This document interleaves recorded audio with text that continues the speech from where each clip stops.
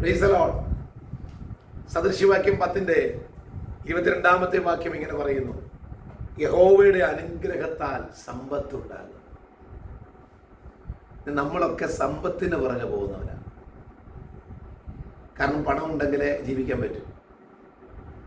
അപ്പോൾ ആ പണം എങ്ങനെ ഉണ്ടാക്കണമെന്ന് ചിന്തിച്ചുകൊണ്ട് നമ്മൾ സമ്പത്തുണ്ടാക്കേണ്ട വഴി അന്വേഷിച്ച് സമ്പത്തുള്ള മേഖലകളെ നോക്കി നമ്മൾ യാത്ര ചെയ്തുകൊണ്ടിരിക്കുകയാണ്.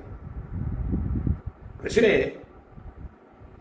ആ സമ്പത്ത് നമ്മുടെ കയ്യിൽ വരണമെങ്കിൽ നമ്മൾ ചെയ്യുന്ന ജോലിയുടെ കൂലി നമ്മുടെ കയ്യിൽ വരണമെങ്കിൽ ദൈവത്തിന്റെ അനുഗ്രഹം നമ്മുടെ മേലുണ്ടാകും.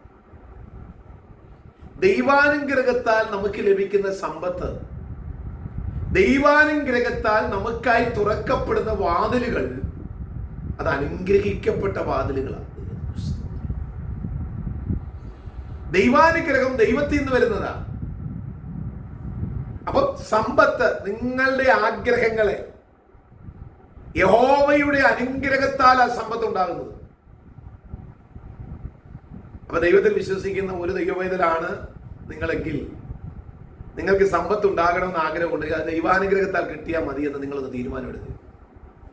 കുറുക്ക വഴിയിൽ കൂടെ സമ്പാദിക്കാൻ പോകരുത്. കുറുക്ക വഴിയിൽ കൂടെ സമാധാനം തേടി പോകരുത്. ഇന്ന് പെട്ടെന്ന് സമാധാനത്തിന് വേണ്ടിയല്ലേ ലഹരി വസ്തുക്കളൊക്കെ ഉപയോഗിക്കുന്നത്.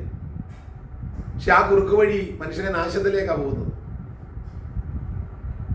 പക്ഷെ ദൈവത്തിന്റെ അനുഗ്രഹം, the blessing from the God, ദൈവത്തിങ്കൽ നിന്ന് നമുക്ക് ലഭിക്കുന്ന അനുഗ്രഹം അത് ശാശ്വതമാണ്.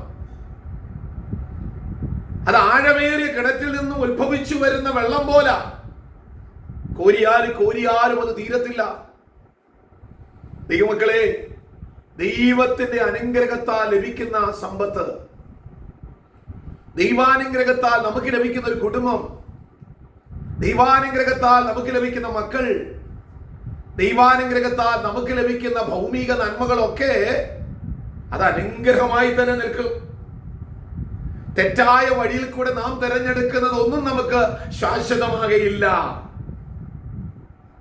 ആകയാൽ ഇന്ന് പകൽക്കാലത്തെ നിങ്ങളുടെ ജീവിതയാത്രയിൽ പരിശുദ്ധാത്മാവ് നിങ്ങളോട് പറയാൻ എന്നെ ഏൽപ്പിച്ച വചനം ഞാൻ കൈമാറുകയില്ല. ദൈവത്തിന്റെ അനുഗ്രഹത്താൽ ലഭിക്കുന്നതല്ലാതെ ഒന്നും നിങ്ങൾ നേടിയെടുക്കരുത്.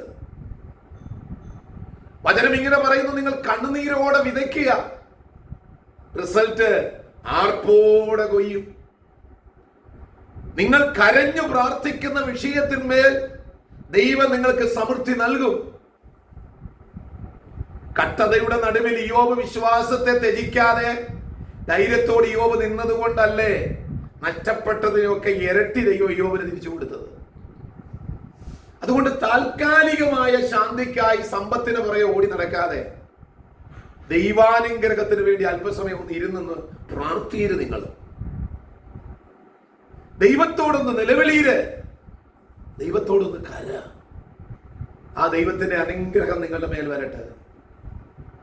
ഇന്ന് പകൽക്കാലം അതിനായി നമ്മെ തന്നെ ദൈവങ്ങളിൽ സമർപ്പിച്ച് പറയാം, ദൈവമേ, എന്റെ കർത്താവേ, അങ്ങയുടെ അനുഗ്രഹത്താൽ എനിക്ക് ലഭിക്കുന്ന സമ്പത്ത് മതി, അങ്ങയുടെ അനുഗ്രഹത്താൽ ലഭിക്കുന്ന നന്മ മതി എന്ന് പകൽക്കാലമെന്ന് നിങ്ങൾ ഉള്ളുരുകി ദൈവത്തോട് പ്രാർത്ഥിക്കുമ്പോൾ നിങ്ങൾക്ക് വേണ്ടതെല്ലാം നന്മയും ദൈവം ഇന്ന് പകൽക്കാലം നിങ്ങൾക്ക് നൽകും. ആകയാൽ ദൈവാനുഗ്രഹത്താൽ ചിലത് നേടിയെടുക്കുവാൻ നിങ്ങളെ തന്നെ ദൈവങ്ങളിൽ സമർപ്പിക്കുക ഈ പകൽക്കാലം. അതിനാൽ ദൈവം നിങ്ങളെ ഓരോരുത്തരെയും അനുഗ്രഹിക്കട്ടെ എന്ന് പ്രാർത്ഥിക്കുന്നു. ഈ വചനങ്ങളാൽ ദൈവം നിങ്ങളെ ബലപ്പെടുത്തുമാറാകട്ടെ.